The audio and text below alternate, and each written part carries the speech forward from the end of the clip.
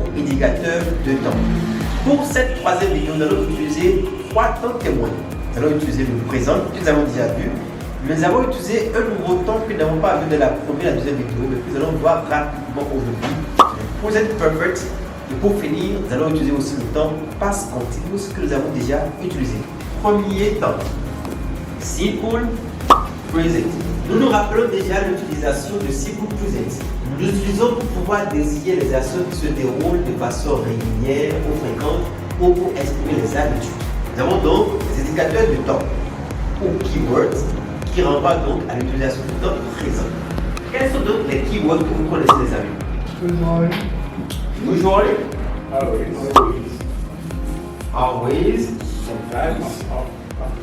Sometimes. On va utiliser often. Merci. Voilà donc quelques exemples de keywords du présent que vous pouvez utiliser.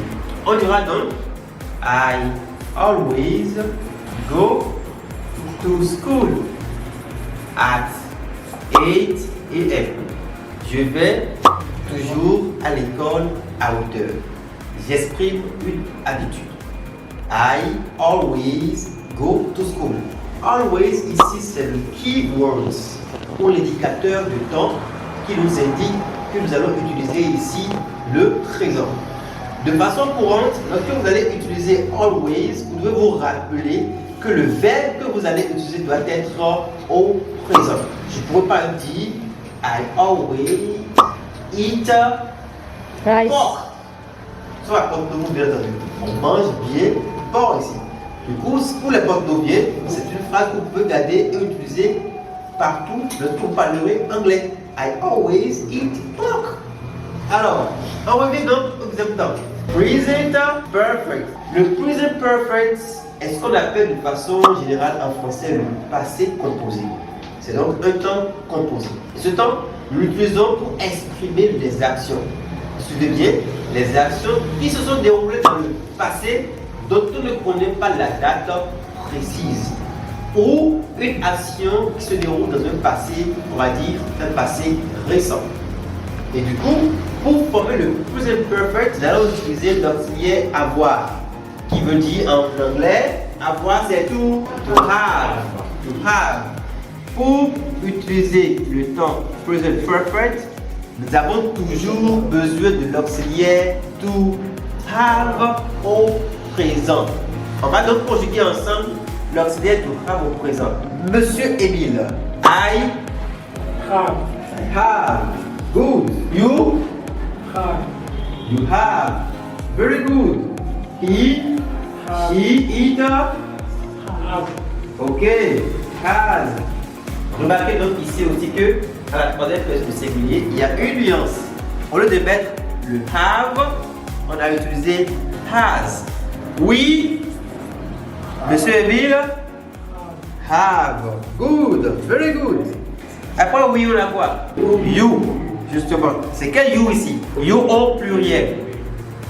You have, et puis veille. Et c'est avec ça que nous allons maintenant constituer notre present perfect. Ou dit quoi? To have au présent plus le past participle of the verb. Past participle of the verb. Si je veux utiliser le verbe to eat, qui est un verbe irrégulier, dont on doit connaître aussi le past participle par cœur, je dirais I have eaten. Un exemple de verbe. Monsieur Rosias, to come. Monsieur Rosias a proposé le verbe to come. Qui veut dire, Monsieur Emile, qui veut dire En français. oui, en français. Venir. D'accord. J'enlève donc le tout. Je travaille la base du verbe. Je vais conjuguer cela à quel temps? Present perfect. Ça donnera you have.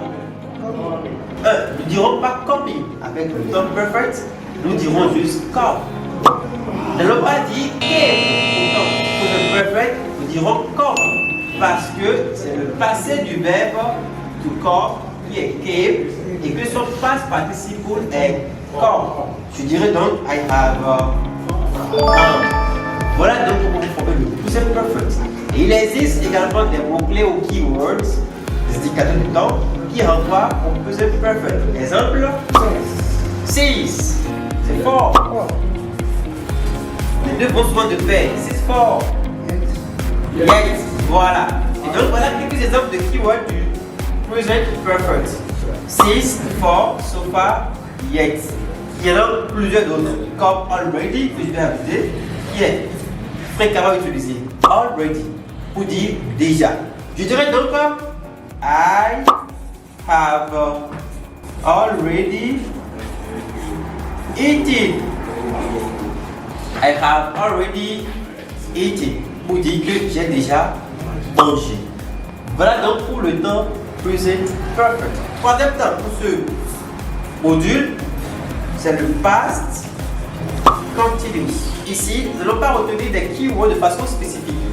Nous allons juste retenir que toute action continue qui se déroule au passé pourra se mettre au temps past continuous. Si vous vous rappelez de la deuxième vidéo, nous allons voir déjà comment est-ce que nous pouvons faire le simple past. Je dirais par exemple ici, I was eating when Dad came in. Deux actions qui se déroulent de façon simultanément au passé. L'une est au temps continu et l'autre n'est pas continue. Je mangeais lorsque papa est rentré. Je mangeais lorsque papa est rentré. L'action de manger étant continue, nous dirons I was eating. Past continuous. Dad came in. L'action d'entrée n'est pas continue. Du coup, il sera seulement aussi pour passer. C'est tout pour cette troisième vidéo. Rendez-vous dans la quatrième vidéo, nous allons voir d'autres notions clés qui vont forcément vous aider à apprendre et à parler couramment anglais. Ciao!